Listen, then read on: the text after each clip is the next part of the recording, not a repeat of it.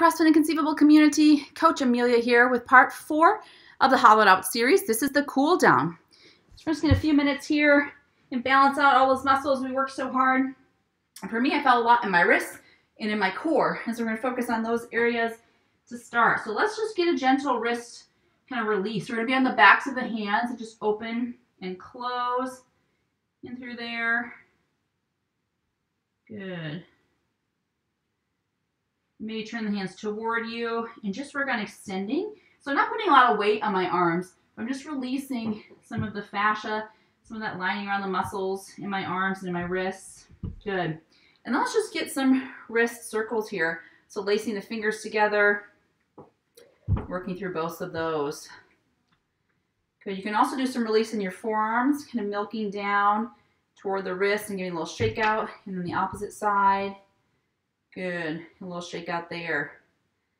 Good. You can also do a little bit of work along the thumb. I'm taking my right thumb along kind of that meaty part of my palm on the left and just releasing through there. Important to get in touch with those fine muscles.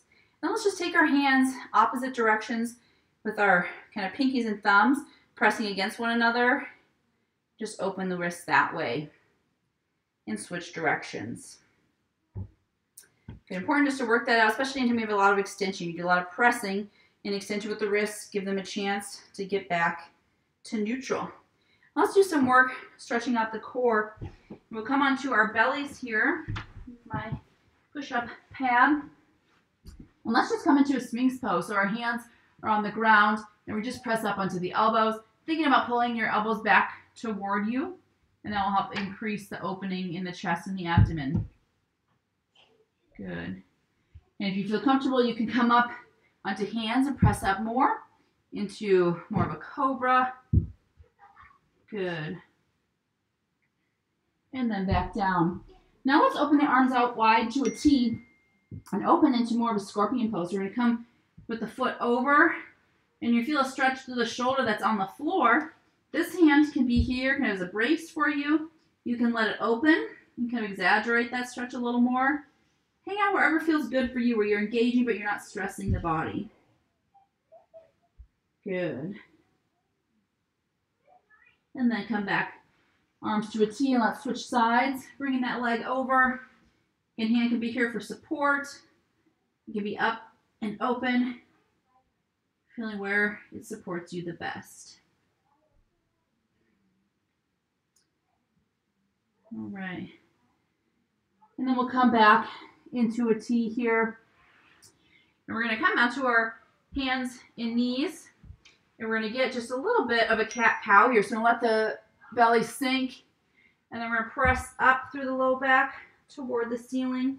So from the side here, we're sinking. And then pressing up. Letting the belly sag. And then arching those ribs up toward the ceiling. Good. Everything about bringing the collarbones through. And then pressing back. And from here, let's take our toes together and our knees apart. Plant the left hand in front of the head. Reach up with the right arm and then sweep through into a thread the needle, but with the hips a little higher. You can feel that open up into the back. You can also extend that left leg and really open some rotation through the body. Good. Meet yourself where you are with this stretch as well. Take a minute and breathe. And then let's bring the knee down, the toes together. Sweep that arm up to the ceiling and place it back down in front of the head. Rotate the arm to open and then thread the needle.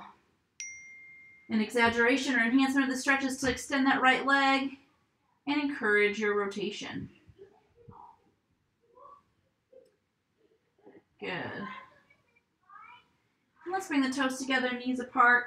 Rotate that back through and come back to center. We're going to take a minute and open up through the low back and through the chest. So step 1 would just be the hands on the back, elbows together, and bring the chest through, looking up toward the ceiling. Feeling it open through the front of the spine, feeling some extension through the back. If you want to enhance it, you could come up onto your toes, heels high, reach one arm back and the opposite arm up, and then alternate.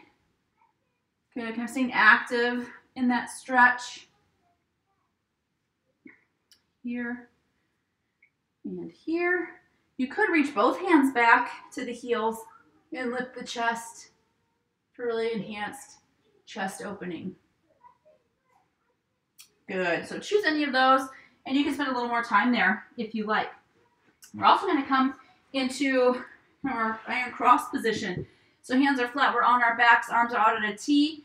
Extend the left leg and bring the right leg up and then over the body. Bringing that knee toward the floor. Try to keep the shoulders down. You can bring that left hand to the knee and encourage that stretch. You can gaze over to that right arm and feel that further opening there. Good. And then you can release that. Bring the leg back. Right leg comes to straight. Left leg lifts and rotates over the body. You can try to keep that shoulder down. If you want to bring that right arm to the left knee to encourage that stretch. Gazing over the left shoulder. Feeling that release across the body. And then release. And let's bring both knees into the chest and really think about getting that back to the floor. Nose to the knees. Just feeling that kind of scrunch, everything tighten up and feel that low back ease. And then we'll reach tall with the toes and the hands. Make your body as long as possible. And then just let everything relax. Good. That's our mobility session for hollowed out. Feel free to rewind and do any of those parts for an increased length of time. Thanks for joining me, and I'll see you next time for our Friday workout fun.